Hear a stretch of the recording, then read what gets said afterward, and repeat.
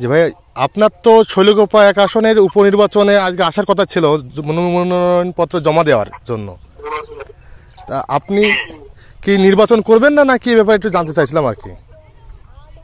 এখন দেখি, এখন সিদ্ধান্ত ফাইনাল কিছু হয়নি, আমাদের সরকার এখনো রাজনীতি ফাইনাল এরকম হয়নি। জি, নির্বাচনটা করা কোনো বিষয় নয়, যে নির্বাচন করানো হচ্ছে, নির্বাচনের তো ওখানে বেশ আপ লাগবে।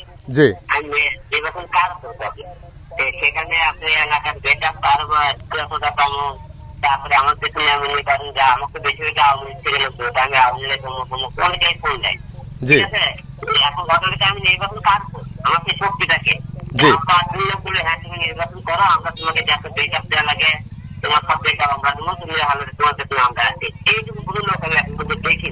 খালি সব নির্বাচনে দাঁড়ান আমরা আছি, আমরা বলতে আমি আওয়ামী লীগের সবাই এখানে ফোন দিচ্ছে তোমার আমার কথা, আমার ফোন দিচ্ছেন আপনারা, আপনার তো ইয়ে করবেন বলতে হবে আমাদেরকে কার সাপোর্ট আমরা দেখাচ্ছি, আমি দামো কার সাপোর্টে।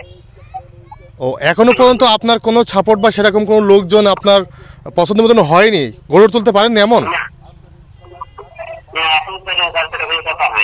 তবে এর আগে আপনার সাথে কথা বলছিলাম, তখন আপনি বলছিলেন যে আপনার লোকজন আছে তারাই মনোনয়ন উঠাবে এবং তারাই নাকি মনোনয়ন উঠাইছে, তো সেই লোকগুলো কারা? সেই লোকগুলোর সাথেই কথা চলতেছে বুঝছেন, কিন্তু এই লোকগুলো তো আমি আগে যাচাই করে দেখতেছি সেই লোকগুলো কি। জি জি, তাহলে মনোনয়নপত্র তো উঠাইছেন তাই না? হ্যালো,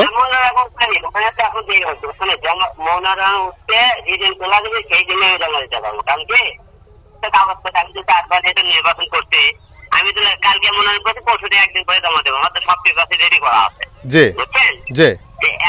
শক্তিটা অরিজিনালটা এখনো পাইনি যে কার সাথে আমি নির্বাচন করবো, কি আমাকে মনে করেন আমি তো ওখানে দামো আমার শক্তি রেখে দিবি কারণ আমি নির্বাচন করবো দিন নেবো প্রতিদিন 2-4 ফোন আমার কাছে আসতেছে বুঝছেন, যে আমার কাছে আমরা আসি আপনার এই আসার তো সে আসা না, এটা নির্বাচন খেলা না, ঠিক না?